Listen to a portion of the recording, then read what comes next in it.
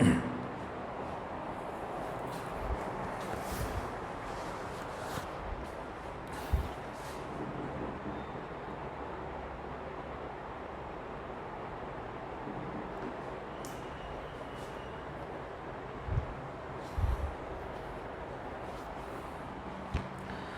Students, class 11th accountancy chapter 3 का हम objective question solve कर रहे थे अकाउंटिंग प्रिंसिपल एंड कंसेप्ट का। आपका क्वेश्चन नंबर 20 तक हम लोगों ने कर लिया है अकाउंटिंग प्रिंसिपल एंड कंसेप्ट का चैप्टर 3 जो है आपका। आज हम आपका स्टार्ट करेंगे क्वेश्चन नंबर 21 से। 20 तक हम लोगों ने लास्ट वीडियो में कर लिया है।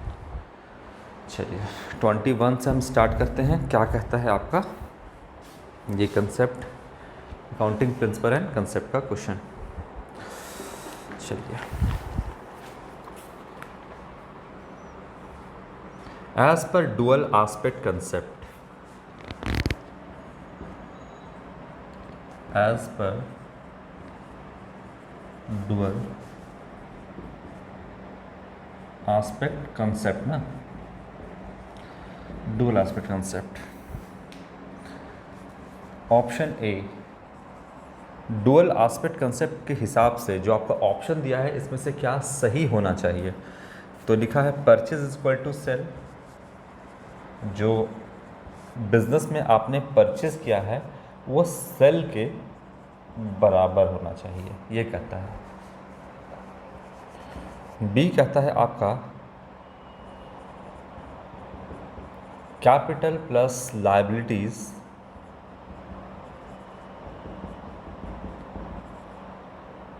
कैपिटल प्लस लायबिलिटीज जो है वो बराबर होना चाहिए एसेट के, है ना। सी कहता है आपका कैपिटल प्लस एसेट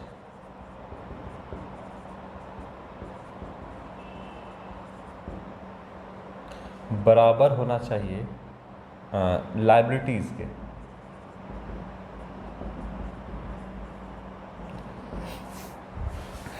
और डी कहता है आपका नन ऑफ दीज।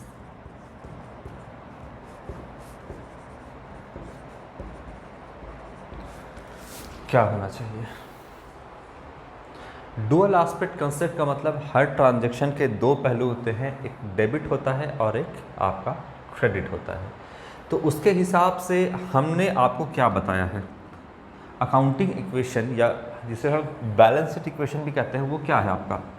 जैसे जब आप कोई बिजनेस स्टार्ट करोगे तो पीस ऑफ लैंड जो है आपको परचेस करना होगा, तभी आप बिजनेस कर पाओगे। तो सबसे पहले आपको एसेट जो है वो परचेस करना पड़ेगा। जैसे लैंड आपने परचेस किया जो कि एसेट है, खुले में व्यापार करोगे नहीं, इसीलिए आप बिल्डिंग कंस्ट्रक्ट करोगे, बिल्डिंग बनाओगे। ये बिल्डिंग भी क्या है, एसेट है। इसके अंदर मशीनरी बैठाओगे, मशीन भी क्या आपका एसेट है। फर्नीचर रखोगे, एसेट है। मोटर व्हीकल रखोगे, ये सब कुछ आपका एसेट है। सब कुछ एसेट है और ये सारा एसेट जो है ये सब कुछ क्या कहलाता है, एसेट कहलाता है। कंप्लीट जो टोटल एसेट है वो मान लेते हैं कि आपका 20 लाख रुपए का है, ठीक है। अब ये जो एसेट है 20 लाख का, ये क्या अपने आप आ गया होगा, नहीं, कोई इसको तो बनाया होगा, कोई ना कोई तो इसका मालिक होगा। और मालिक जो है अपने पॉकेट से पैसा लगाया होगा, जिसे हम कहते हैं कैपिटल। तो मान लो मालिक ने 12 लाख रुपए था मालिक के पास, ये मान लो कि ये बिज़नेस का ऑनर है, कोई ना कोई तो बिज़नेस स्टार्ट किया होगा, ये बिज़नेस का ऑनर है और इसने 12 लाख रुपए अपने पॉकेट से लगाया। एसेट तो 20 का है, मालिक ने तो लगाया 12 लाख। तो जो अपने पॉकेट से लगाया है उसको हम क्या बोलते हैं, कैपिटल कहते हैं, ठीक है। तो बाकी का 8 लाख रुपए कहाँ से आया, 20 लाख एसेट है, 12 तो मालिक ने लगाया, तो 8 लाख रुपए तो और घटाना है। ज़रूर मालिक ने क्या किया होगा, वो लोन लिया होगा, यानी लायबिलिटीज़। ये जो लायबिलिटीज़ है वो आउटसाइड लायबिलिटीज़ है, काइंड ऑफ लोन, बाहर से किसी फाइनेंशियल इंस्टीट्यूशन से या किसी पार्टी से लोन लिया गया होगा। तो आपका 12 लाख और 8 लाख हुआ 20 लाख, यानी जो एसेट है वो मालिक के पैसे से और आउटसाइडर से जो पैसा लिया गया होगा, है ना, लोन के तौर पे, उस पैसे से ये एसेट बना है। तो देखिए, तो एसेट इज इक्वल टू क्या होता है, कैपिटल प्लस लायबिलिटी। यानी जो भी बिजनेस में एसेट है वो कैपिटल प्लस लायबिलिटी से मिल के बना है। और ये जो इसे हम कहते हैं, इस इक्वेशन, ये एक आपका इक्वेशन है जिसे हम बैलेंस शीट इक्वेशन या अकाउंटिंग इक्वेशन भी कहते हैं, जो कि बेस्ड होता है डुअल एस्पेक्ट कंसेप्ट पे। अब देखिए, तो डुअल एस्पेक्ट कंसेप्ट, हर ट्रांजैक्शन के दो पहलू होते हैं आपका, एक कहता है डुअल एस्पेक्ट कंसेप्ट। और जितना भी एसेट है, अगर हम बात करें एसेट का साइड, तो वो क्या होता है, डेबिट होता है। एसेट का साइड क्या होता है आपका, डेबिट होता है। और लायबिलिटी का साइड क्या होता है, क्रेडिट होता है। लायबिलिटी में क्या है आपका, कैपिटल है, और क्या है आपका, लायबिलिटी है। लायबिलिटी में लोन हो सकता है, आउटसाइड लायबिलिटीज़, तो 8 लाख आउटसाइड लायबिलिटी है, कैपिटल भी लायबिलिटी है, इसका भी बैलेंस क्रेडिट होगा 12 लाख, तो टोटल एसेट हो गया आपका 20 लाख। यही है ना। तो देखिए, आपका क्या है, हर ट्रांजैक्शन के दो पहलू होते हैं, एक डेबिट और एक क्रेडिट। तो डुअल एस्पेक्ट कंसेप्ट क्या करता है, ये हो गया डेबिट और ये दोनों हो गया क्रेडिट, और दोनों हमेशा बराबर होना चाहिए, ठीक है। तो ये आप एक्चुअली में ये इक्वेशन किस पे बेस्ड है, तो ये इक्वेशन आपका डुअल एस्पेक्ट कंसेप्ट पे बेस्ड है, जो कि होता है एसेट जो होता है कैपिटल प्लस लायबिलिटीज़ या लायबिलिटीज़ प्लस कैपिटल के बराबर होता है। देखिए, तो कौन सा सही दिख रहा है इसमें, capital plus liabilities is equal to asset, यही है ना। इसका मतलब आपका option number B correct option है।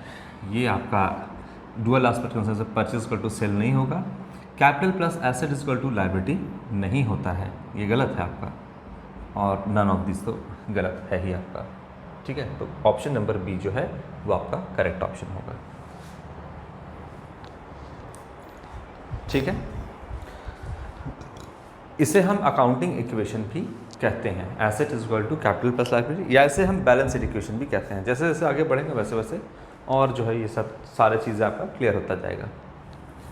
क्वेश्चन नंबर 21 के बाद 22,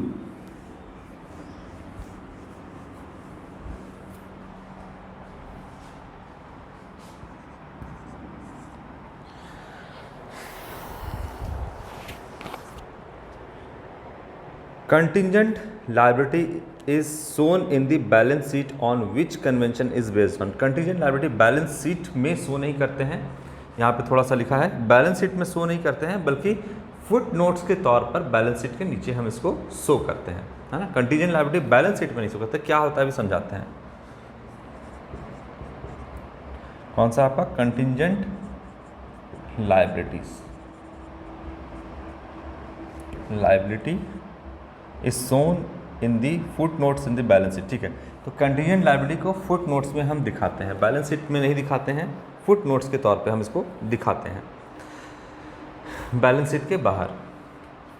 अब ये किस कन्वेंशन के आधार पे हम इसको दिखाते हैं, तो पहला है कन्वेंशन ऑफ कंजर्वेटिज्म, अभी समझाएंगे।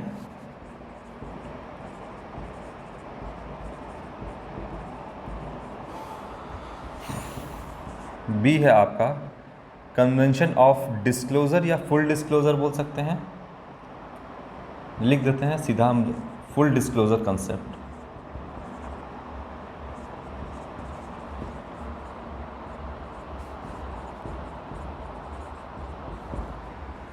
सी लिखता है आपका convention of maternity,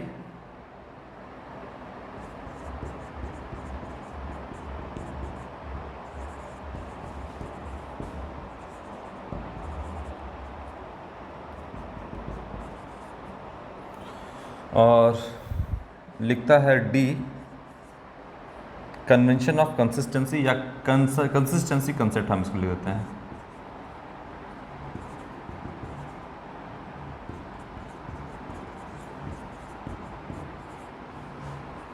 consistency concept, ठीक है। तो क्या होना चाहिए इसका करेक्ट ऑप्शन,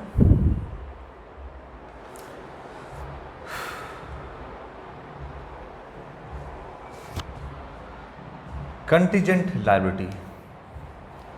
वैसा लायबिलिटी जो एक्चुअल लायबिलिटी में कन्वर्ट हो भी सकता है और नहीं भी हो सकता है। ठीक है, अगर हम बात करें देखिए बैलेंस शीट की, तो ये साइड आपका एसेट और ये साइड आपका लायबिलिटी साइड। अब बैलेंस शीट में क्या हम कंटीजेंट लायबिलिटी को दिखा सकते हैं? नहीं दिखा सकते हैं, बल्कि फुट नोट्स के तौर पे हम अलग से कंटीजेंट लायबिलिटी को दिखाते हैं, फुट नोट्स के तौर पे। क्यों हम इसको बैलेंस शीट के अंदर शो नहीं करते हैं? क्योंकि कंटीजेंट लायबिलिटी का मतलब होता है वैसा लायबिलिटी जो एक्चुअल लायबिलिटी में कन्वर्ट हो भी सकता है और नहीं भी हो सकता है। जैसे मान लीजिए कि एक कोर्ट केस चल रहा है हमारे ऊपर, और अगर हम वो कोर्ट केस हार जाते हैं, अगर वो केस हम हार जाते हैं, तो हमें मुआवजे के तौर पे 50,000 रुपये देना पड़ेगा। मतलब हमको 50,000 रुपये का एक लायबिलिटी बनता है कि अगर हम हार गए तो 50,000 हमको देना पड़ेगा। ये लायबिलिटी जो हमको देना पड़ेगा, ये तो लायबिलिटी है, लेकिन कैसा लायबिलिटी है? कंटीजेंट लायबिलिटी है। अगर जीत गए तो नहीं देना पड़ेगा, लेकिन हार गए तो देना पड़ेगा। अब ये तो फ्यूचर पर डिपेंड करता है कि हम जीतेंगे या हारेंगे। तो क्या जो कंटीजेंट लायबिलिटी यानी कोर्ट केस जो हम अगर हारते हैं, अगर 50,000 हमको देना पड़ेगा, तो क्या ये एक्चुअल लायबिलिटी है? एक्चुअल लायबिलिटी होता तो अगर कंटीजेंट लायबिलिटी वाकई में कोर्ट केस हार गए, तो कंटीजेंट लायबिलिटी जो हम फुट नोट्स में दिखा रहे हैं ये एक्चुअल लायबिलिटी में कन्वर्ट हो जाएगा और हम बैलेंस शीट के अंदर इसको दिखा देंगे। लेकिन अभी जो 50,000 रुपया जो अभी सस्पेंस में है कि हम दे भी सकते हैं, हारेंगे तो देंगे, नहीं हारेंगे तो नहीं देंगे, तो अभी सस्पेंस में है, तो क्या ये मेरा एक्चुअल लायबिलिटी है? नहीं, ये 50,000 मेरा कंटीजेंट लायबिलिटी है। इसको हम बैलेंस शीट के फुट नोट्स के तौर पर नीचे में दिखाएंगे, क्योंकि एक्चुअल लायबिलिटी है भी नहीं। क्यों दिखाएंगे फुट नोट्स के तौर पे? क्यों दिखाएंगे? इसीलिए दिखाएंगे कि देखिए हम किसी को गुमराह करना नहीं चाहते हैं। बहुत सारे यूज़र्स ऑफ अकाउंटिंग हैं, जैसे इन्वेस्टर है, वो इन्वेस्ट करना चाहता है, क्रेडिटर है, वो उधार में सामान बेचता है, रिसर्चर है, गवर्नमेंट है, सब लोग हैं, ऑनर है, मैनेजमेंट है, एम्प्लॉयज़ एंड वर्कर है, सब लोग यूज़र्स ऑफ अकाउंटिंग हैं। और क्या हम उन्हें गुमराह कर सकते हैं? मेरे ऊपर एक कोर्ट केस चल रहा है, यानी मेरे बिजनेस के ऊपर, और हमको 50 रुपये देना भी पड़ सकता है और नहीं भी देना पड़ सकता है। तो क्या हम ये बात छुपा लें? क्या ये बात हम जैसे कि बात कहते हैं कि अगर हम क्या इसे बैलेंस शीट में दिखा दें, फिर यूज़र बोलेंगे कि ये तो एक्चुअल लायबिलिटी, आप एक्चुअल लायबिलिटी के तौर पे दिखा दिए हैं। तो यूज़र्स, अगर हम इसको एक्चुअल लायबिलिटी के तौर पे दिखा देते हैं, तो यूज़र्स ऑफ अकाउंटिंग को ऐसा लगेगा, जैसे इन्वेस्टर को ऐसा लग सकता है कि ये एक्चुअल लायबिलिटी है ना, और उसको गलत इन्फॉर्मेशन मिलेगा। अगर हम इसको नहीं दिखाते हैं, तो बताइए क्या हम किसी कंसेप्ट का उल्लंघन नहीं कर रहे हैं? हम क्या कहते हैं कि जो चीज़ भी इकोनॉमिक अफेयर है, वो हम सब कुछ को डिस्क्लोज़ करना है यूज़र्स के बीच में। ये कौन कहता है? फुल डिस्क्लोज़र कंसेप्ट कहता है कि जो भी इकोनॉमिक अफेयर है उसको डिस्क्लोज़ करिए। आप कोई भी चीज़ छुपा नहीं सकते हैं। इकोनॉमिक अफेयर का, जो कंपनी का जो फाइनेंशियल अफेयर है, आप उसको छुपा नहीं सकते हैं, सब कुछ आपको दिखाना पड़ेगा। कंपनी का सीक्रेट को नहीं दिखाना है, लेकिन जो भी फाइनेंशियल अफेयर है उसको दिखाना है। अब ये जो लायबिलिटी है इसको भी दिखाना है।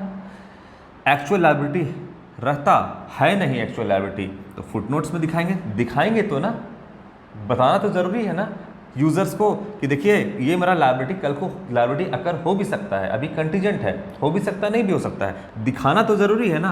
क्यों? क्योंकि फुल डिस्क्लोजर कहता है कि आप सब कुछ डिस्क्लोज करिए, सब कुछ बताइए। तो यहाँ दिखाएंगे जब एक्चुअल लायबिलिटी में कन्वर्ट हो जाएगा, अगर हो जाता है तो यहाँ दिखाएंगे। तो अगर हम दिखा तो रहे हैं ना इसको, चाहे यहाँ दिखा रहे हैं, ये कन्वर्ट हो गया अगर इसमें, तो यहाँ दिखाएंगे। बताइए कोई बात हम छुपाएं क्या यूज़र से? नहीं छुपाएं, है ना। तो जब हम नहीं छुपाएं तो किस कंसेप्ट को हम जो है यहाँ पे अप्लाई कर रहे हैं? फुल डिस्क्लोजर, यानी सब कुछ हम डिस्क्लोज तो कर रहे हैं, सब कुछ तो बता रहे हैं, है ना। अब बात है यहाँ दिखाने की, यहाँ दिखाने की। कैसे दिखा देंगे? यहाँ पर जब एक्चुअल लायबिलिटी में कन्वर्ट हुआ भी है, नहीं कन्वर्ट हुआ है, तो हम कैसे दिखा दें? यहाँ पे तो हम यहाँ दिखाएंगे। बताइए यहाँ भी दिखा रहे तो कोई बात हम छुपा रहे हैं क्या? नहीं, सब कुछ तो डिस्क्लोज कर रहे हैं कि ये मेरा एक्चुअल लायबिलिटी में कन्वर्ट हो सकता है। यूज़र्स को सारा बात पता होना चाहिए। ये कौन कहता है? फुल डिस्क्लोजर कंसेप्ट कि सारा इकोनॉमिक अफेयर को आप डिस्क्लोज कर दीजिए। तो डिस्क्लोज तो कर रहे हैं, चाहे यहाँ दिखाएं, एक्चुअल लायबिलिटी में कन्वर्ट होगा तो यहाँ दिखा देंगे, कोई बात हम छुपाएं नहीं। ठीक है, तो अब समझिए क्वेश्चन क्या कहता है, एक बार फिर से पढ़ लेते हैं कि contingent liabilities is shown in the balance sheet यानी फुट नोट्स में बैलेंस शीट का शो करेंगे। On which convention is based, कौन सा कन्वेंशन या कौन सा कंसेप्ट इसके पीछे काम कर रहा है, तो फुल डिस्क्लोजर कंसेप्ट। बाकी कन्वेंशन ऑफ कंजर्वेटिव, फ्यूचर में प्रॉफिट होगा इग्नोर करो, लॉस होगा उसको, उसकी तैयारी अभी से करो, ये कंसेप्ट ये कहता है। मेटालिटी कंसेप्ट कहता है आपका कि कन्वेंशन कहता है या आपका कि जो अनइम्पॉर्टेंट है, जो उतना मटेरियल नहीं है, जो लेस इम्पॉर्टेंट चीज़ है, उसको या तो राइट ऑफ कर दो या तो उसको जो है एक साथ मिला करके दिखा दो, मतलब इसको राइट ऑफ कर दो। कंसिस्टेंसी कंसेप्ट आपका कहता है कि एक मेथड को अगर आपने पिक कर लिया तो लगातार उसी मेथड पे बने रहो।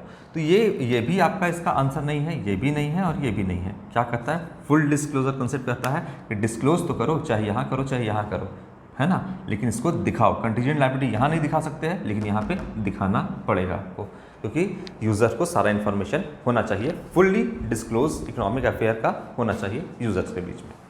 ठीक है, क्वेश्चन नंबर 22 हो गया। क्वेश्चन नंबर 23 पे आते हैं।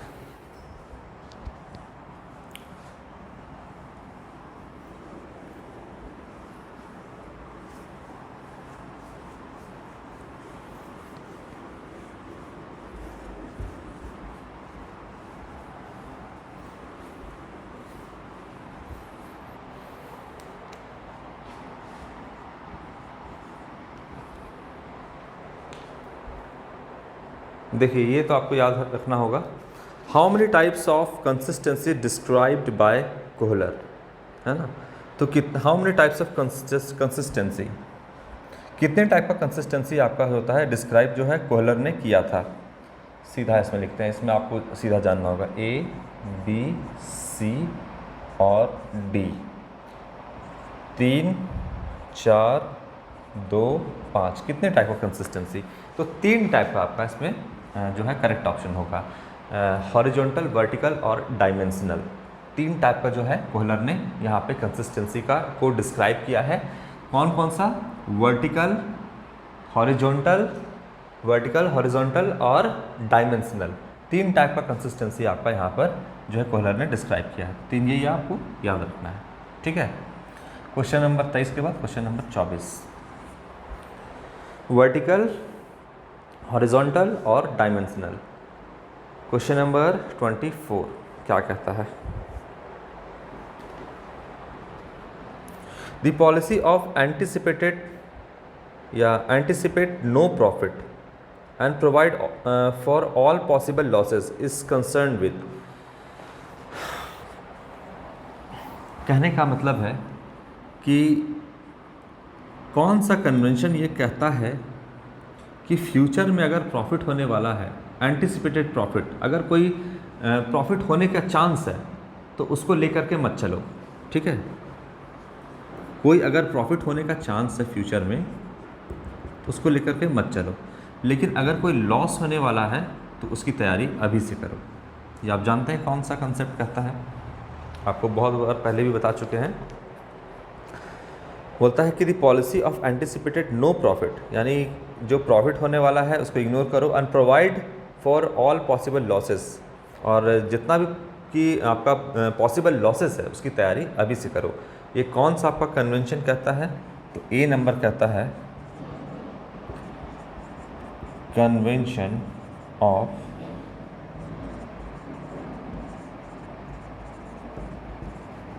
कंजर्वेटिव, जिसे हम प्रूडेंस भी कहते हैं।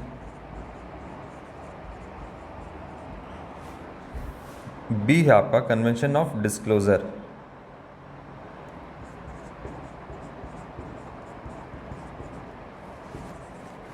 जिसे हम कन्वेंशन ऑफ फुल डिस्क्लोजर भी कहते हैं।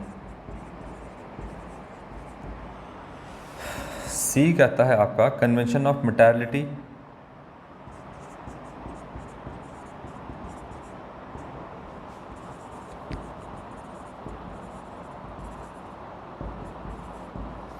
और डी कहता है आपका कन्वेंशन ऑफ कंसिस्टेंसी।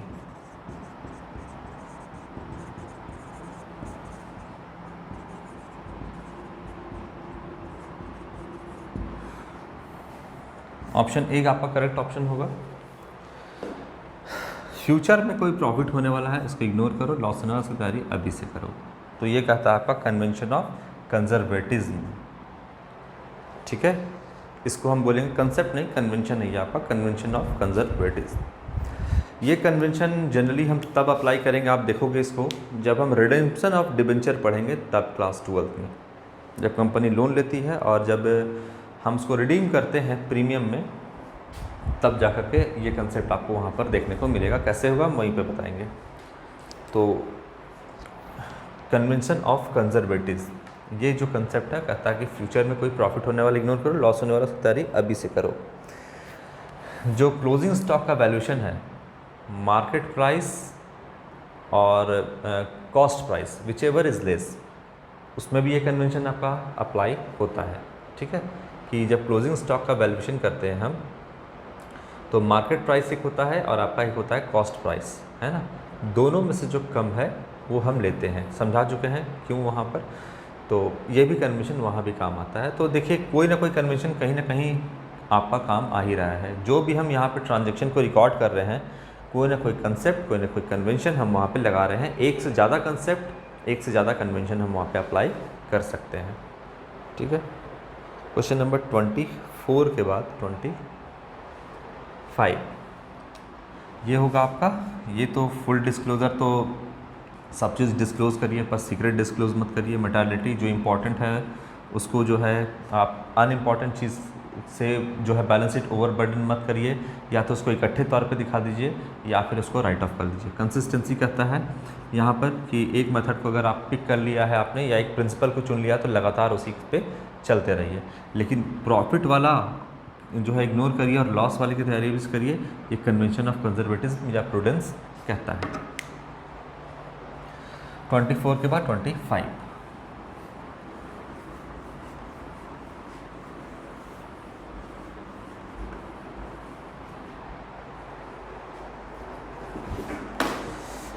इसमें टोटल क्वेश्चन जो है वो 46 तक है।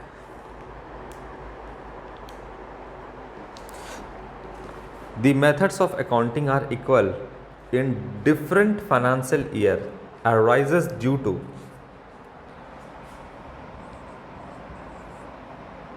the methods of accounting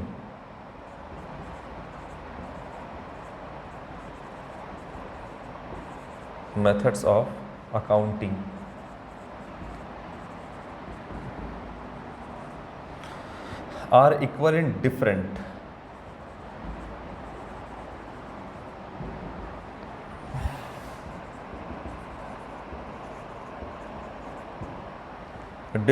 financial years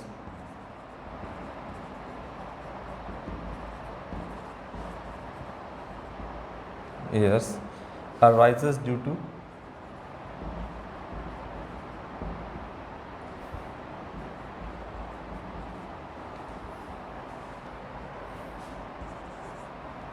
एक कहता है कन्वेंशन ऑफ कंसिस्टेंसी, या हम सीधा लिखेंगे consistency concept.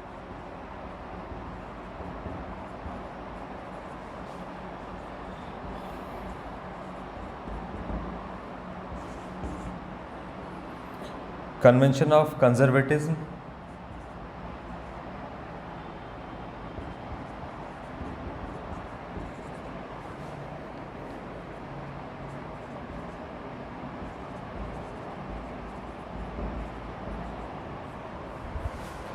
C full disclosure concept,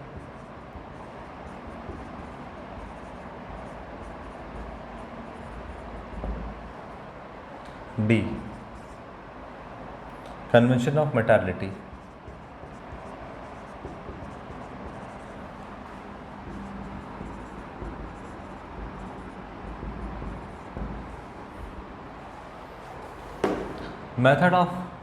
methods of accounting are equal in different financial year, यानी वो मेथड जो अकाउंटिंग में हम जनरली इस्तेमाल करते हैं, लेकिन equal in different financial year, यानी हम किसी भी उस मेथड को जो आप हम ले रहे हैं, जिस मेथड से हम अकाउंटिंग कर रहे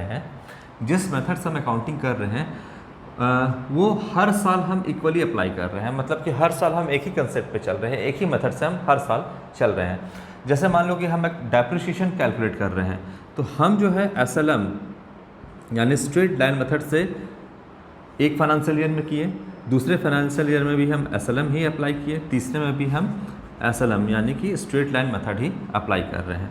ठीक है, तो ये हम इक्वल क्या है, equal in different financial year, हम हर फाइनेंशियल ईयर में एक ही मेथड को अप्लाई कर रहे हैं अकाउंटिंग के पर्पस से। तो ये किस कंसेप्ट को फॉलो कर रहे हैं, ये financial year arises due to which concept, तो ये हो जाएगा आपका consistency concept, option number A. Consistency concept के हिसाब से हम कर रहे हैं कि एक मेथड को चुन लिए हैं तो हर फाइनेंशियल ईयर में इक्वली हम उसी को अप्लाई कर रहे हैं। ठीक है, और एक होता है आपका जो आपको पढ़ना है WDV method, WDV written down value method. अगर हम एक साल में लगा रहे हैं रिटन डाउन वैल्यू मेथड तो इसको हम पहला साल यही रखेंगे, दूसरा साल भी WDV मेथड, तीसरा साल भी WDV मेथड। तो लगातार हम किसी एक ही मेथड को हम हर साल अप्लाई करेंगे, हर साल इक्वली इसको हम मेंटेन करेंगे। तो ये कंसिस्टेंसी कंसेप्ट के हिसाब से करते हैं ताकि बिज़नेस के रिज़ल्ट को कंपेयर करना आसान हो जाए, बिज़नेस का एक साल के रिज़ल्ट को दूसरे साल से कंपेयर करना आसान हो जाए, और एक बिज़नेस के रिज़ल्ट को दूसरे बिज़नेस के रिज़ल्ट से कंपेयर करना आसान हो जाए। रिज़ल्ट मतलब यहाँ पे क्या, प्रॉफिट एंड लॉस और फाइनेंशियल पोजीशन यानी बैलेंस शीट को कंपेयर करना आसान हो जाए। तो ये हम कंसिस्टेंसी के हिसाब से करते हैं। अब इतना तक क्वेश्चन तो हम आगे और भी सॉल्व करेंगे, लेकिन 20 तक 25 तक जब हम क्वेश्चन सॉल्व कर लेते हैं तो आपको ऐसा लगता होगा कि अब चीज़ें आपको समझ में आने लगी है। मतलब एक ही कंसेप्ट, कुछ आपका 10, 12, 15 कंसेप्ट है, उसी के अंदर से तो सारा क्वेश्चन पूछा जा रहा है ना। तो आप देखिएगा कहीं ना कहीं आपका एक बार आप किसी कंसेप्ट के बारे में समझ लीजिए, मान लीजिए कि यहाँ पर है कंसिस्टेंसी, लेकिन आपको कन्वेंशन ऑफ कंजर्वेटिज्म के बारे में भी पता होगा, तो इस ऑप्शन को आप छाट सकते हैं कि फ्यूचर में प्रॉफिट होने वाला है तो उसको इग्नोर करो, लॉस होने वाला तो उसकी तैयारी अभी से करो। ये कहता है ये कंसेप्ट। ये तो ये नहीं कहता है कि आप एक मेथड को हर साल अप्लाई करिए, ये तो गलत ऑप्शन है। फुल डिस्क्लोजर क्या कहता है कि सब चीज़ को डिस्क्लोज करिए, जितना भी फाइनेंशियल अफेयर है सबको डिस्क्लोज करिए, ये कहता है, लेकिन सीक्रेट को डिस्क्लोज मत करिए। तो फुल डिस्क्लोजर ये कहता है, ये थोड़ी कहता है कि हर एक ही मेथड को हर अकाउंटिंग ईयर, हर फाइनेंशियल ईयर में आप अप्लाई करो, तो ये भी ऑप्शन गलत हो जाएगा। ठीक है, मैटरनिटी क्या कहता है कन्वेंशन कि जो इम्पॉर्टेंट है उसको आप जो है या तो इकट्ठे तौर पर दिखाइए या तो आप जो है उसको राइट ऑफ कर दीजिए। अनइम्पॉर्टेंट चीज़ को जो मटेरियल है ही नहीं, जो उतना इम्पॉर्टेंट बिजनेस के लिए है ही नहीं, उसको क्या करिए, राइट ऑफ करिए। ये कंसेप्ट ये कहता है। ठीक है, तो ये भी यहाँ पर नहीं होगा। तो क्या होना चाहिए, अगर आप 3 को छाट दिए हैं तो एक आपका जो सही होगा वो आपको सामने दिखेगा। तो एग्जामिनेशन में कभी कभी क्वेश्चन का आंसर ऐसा भी हो सकता है आपको कि ऑप्शन आपको समझ में नहीं आया कि क्या है, लेकिन सारा ऑप्शन को जब आप पढ़िएगा तो उसमें से लगेगा कि 3 गलत है, तो इसका मतलब एक ऑप्शन जो है वो सही है। इस तरीके से भी कभी कभी आपका आंसर एग्जामिनेशन में निकल करके आता है। ठीक है, मान लीजिए यहाँ पर आपको नहीं समझ में आ रहा है कि कंसिस्टेंसी होगा, तो तीनों ऑप्शन पे गौर करिए, है ना। तो तीनों ऑप्शन क्या कहता है, वो तो इस क्वेश्चन से कुछ डिफरेंट कह रहा है ना, इसका कंसेप्ट जो है इस क्वेश्चन से डिफरेंट है, तो तीनों ऑप्शन को गलत हो गया। तो सही कौन सा होगा, जो चौथा ऑप्शन होगा वो आपका सही होगा। ठीक है, तो क्वेश्चन नंबर 25 तक हम लोगों ने इस वीडियो में जो है क्वेश्चन को सॉल्व किया है। क्वेश्चन नंबर 26 से जो हम नेक्स्ट वीडियो में क्वेश्चन को सॉल्व करेंगे। जहाँ तक बताया है मैंने, यहाँ तक आपको अगर किसी क्वेश्चन में फिर भी प्रॉब्लम होता है तो फिर से आप पूछिएगा, चाहे कंसेप्चुअल प्रॉब्लम हो चाहे जेन्युइन प्रॉब्लम है, जो भी प्रॉब्लम होगा आप फिर से इसमें पूछोगे। ठीक है, अगर किसी कंसेप्ट के बारे में पूरे डिटेल में जानना है तो आप जो हमारा वीडियो बना हुआ है, जो वीडियो सीरीज़ है यूनिट 2 में आपका थ्योरी बेस जो अकाउंटिंग है आपका, उसमें सारा आपको डिटेल में मिल जाएगा। फिर भी आप कहेंगे कि किसी पर्टिकुलर कंसेप्ट को पूरा डिस्क्राइब करने के लिए, पूरा फिर से समझाने के लिए, तो भी हम यहाँ पर आपको एक पर्टिकुलर जो आपका कंसेप्ट है या कन्वेंशन है उसको हम डिस्क्राइब कर देंगे। तो आज के लिए इतना ही बच्चों, नेक्स्ट वीडियो में क्वेश्चन नंबर 26 से हम स्टार्ट करेंगे। Thank you.